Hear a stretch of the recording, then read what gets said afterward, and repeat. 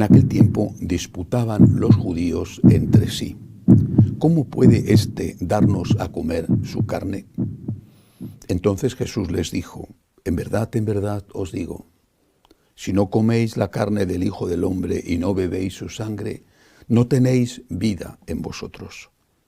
El que come mi carne y bebe mi sangre tiene vida eterna, y yo lo resucitaré en el último día. Mi carne es verdadera comida y mi sangre es verdadera bebida. El que come mi carne y bebe mi sangre habita en mí y yo en él. Como el Padre que vive me ha enviado y yo vivo por el Padre, así del mismo modo el que me come vivirá por mí. Este es el pan que ha bajado del cielo, no como el de vuestros padres que comieron y murieron. El que come este pan vivirá para siempre. Esto lo dijo Jesús en la sinagoga cuando enseñaba en Cafarnaúm. Palabra del Señor. Gloria a ti, Señor Jesús.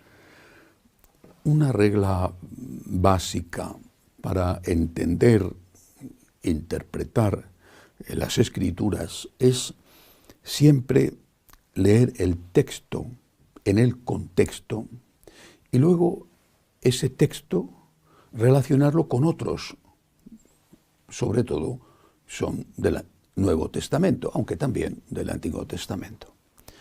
Una frase aislada puede ser interpretada en el sentido contrario en el cual fue dicha o fue escrita. Siempre se pone este ejemplo, ¿no? Que la Biblia dice no hay Dios, y es verdad, la Biblia dice no hay Dios. Esa es una frase, pero si miras el conjunto de la frase, lo que dice es: dice el necio para sí, no hay Dios. Si tú cortas una parte de esa frase y dices no hay Dios, pues la Biblia dice que no hay Dios. Bueno, la Biblia dice el necio para sí que no hay Dios. Esto, que es una regla básica de interpretación, fue justamente todo lo contrario de lo que hizo Lutero, que saca unos textos aislados de la carta del apóstol San Pablo a los romanos, olvida otros textos de esa misma carta, olvida el resto de las cartas de San Pablo y sobre todo olvida el Nuevo Testamento. Esto nos puede pasar también con la interpretación de este largo discurso de nuestro Señor acerca de la Eucaristía que nos cuenta San Juan. Insiste Jesús: mi carne es verdadera comida. ¿Por qué? Los que lo escuchaban, lo vemos en el Evangelio de hoy, no le entendían. Creían que estaba hablando de canibalismo, de antropofagia. ¿Cómo puede este darnos a comer su carne? ¿De qué está hablando? ¿Se ha vuelto loco? ¿Va a cortarse un pedazo de brazo para que lo comamos? ¿O va a suicidarse y después va a organizar un convite con sus restos? ¿De qué habla? Jesús está hablando de algo que en aquel momento no podían entender, nosotros sí. Está hablando de la Eucaristía. Insiste: mi carne es verdadera comida, mi sangre es verdadera bebida. Insiste, aún a riesgo de provocar el escándalo, aún a riesgo, como de hecho sucedió, de alejar a muchos de él porque pensaban que se había vuelto loco y que estaba invitándoles al canibalismo. ¿Pero por qué paga el Señor ese precio de insistir? Mi carne es verdadera comida, mi sangre es verdadera bebida. Unámoslo con otro texto del Nuevo Testamento. Cuando Jesús dice, una de sus maravillosas y cumplidas promesas: venid a mí los que estáis cansados y agobiados, y yo os aliviaré. Venid a mí. ¿A dónde? ¿A dónde? ¿A dónde está Él? En la Eucaristía. Venid a mí los que estáis cansados y agobiados. Es decir, todos. Venid a mí cuando estáis cansados y agobiados y yo os aliviaré. Porque ¿cuál es el objetivo de la comida o de la bebida? Restaurar las fuerzas. Tienes hambre, estás débil, comes, recuperas fuerzas. Estás sediento, no aguantas más, bebes, recuperas fuerzas. La comida, cuando es tomada en justa proporción como la bebida, te hace recuperar fuerzas. Por lo tanto, la Eucaristía, que Jesús insiste tanto en que es verdadera comida, tiene el objetivo de hacernos recuperar fuerzas. Justo lo que el Señor había prometido. Venid a mí, los que estáis cansados y agobiados, y yo os aliviaré. Yo os daré fuerzas. Pero las fuerzas que recuperamos al comer y al beber no significa que los problemas desaparezcan. Al contrario, siguen ahí. Pero con esas fuerzas podemos afrontar los problemas y vencerlos. San Juan Pablo II ponía, y lo hizo más de una vez, un ejemplo que creo que es muy representativo de su forma de entender la vida cristiana y de su forma de entender también la predicación de los sacerdotes. Él decía, si tenemos que subir una montaña, esa montaña es dura de subir, una montaña escalada. Él era un gran alpinista en aquellos montes del sur de Polonia, donde tantas veces fue a hacer alpinismo. Y tenemos que subir una montaña, hay dos maneras de conseguirlo. Una, destruyamos la montaña, destruyámosla. Una gigantesca bomba que acabe con la montaña y que haga de la montaña una llanura. Destruyamos la montaña. Otra forma de subir la montaña, porque no fortalecemos las piernas de los montañeros. Ejercicio, entrenamiento, y ya verás cómo pueden subir la montaña. Así son los problemas de la vida.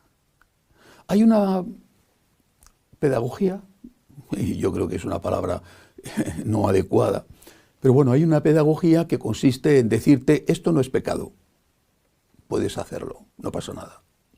Puedes matar, puedes robar, puedes mentir, puedes engañar a tu esposa, a tu marido, puedes hacer lo que quieras, esto no es pecado. Esa sería la táctica de destruir la montaña.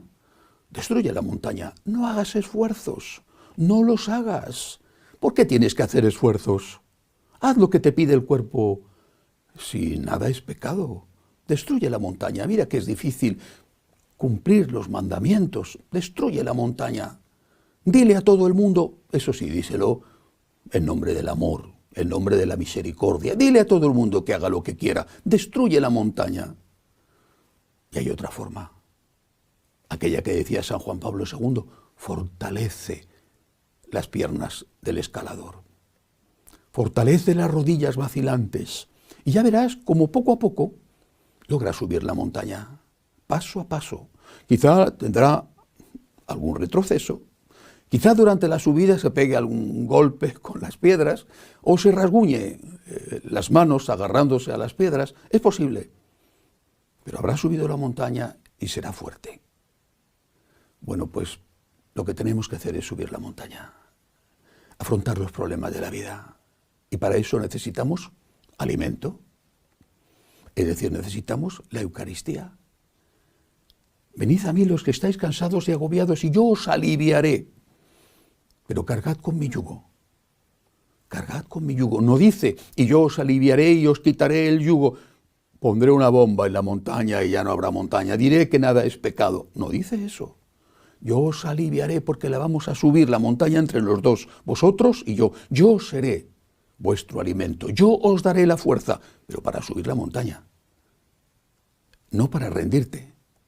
No para que digas que puedes hacer lo que quieres porque eso te hace daño. Aunque sea muy agradable escuchar y aunque tantos y tantos y tantos sacerdotes y obispos hoy estén enseñando herejías y estén diciendo que no hay pecado, que no existe el pecado, que puedes hacer lo que quieras, eso te hace daño, te hace daño. ¿Qué dirías de un médico que te dijera que puedes beber todo lo que quieras, fumar todo lo que quieras, drogarte todo lo que quieras? Quizá dirías que es un médico muy complaciente, pero en el fondo dirías que es un mal médico y que está haciéndote un enorme daño al darte esos consejos. Jesús no es un mal médico. Jesús te dice, tienes que subir la montaña. Y si te caes, levántate. Yo no te voy a regañar. Si me pides perdón, te voy a perdonar. Estoy contigo, estoy a tu lado. Por lo tanto, ven a mí tú que estás cansado y agobiado. Ven a mí cuando no puedes subir la montaña. Ven a mí, que yo te ayudaré. Pero para subir la montaña. No me pidas que te mienta, no me pidas que te engañe. Pídeme fuerzas. Pídeme la ayuda que necesitas. Pídeme el perdón que necesitas. pero no me pidas que colabore contigo en hacer el mal o que te dé mi bendición para que hagas el mal. El Señor nos ha dejado el alimento que da la vida, el alimento que nos ayudará a estar en gracia hasta la vida eterna. Y aquel que come de este pan y bebe de esta sangre, lucha. El que lucha siempre vence, y el que vence se encontrará con Dios en el cielo. Que así sea.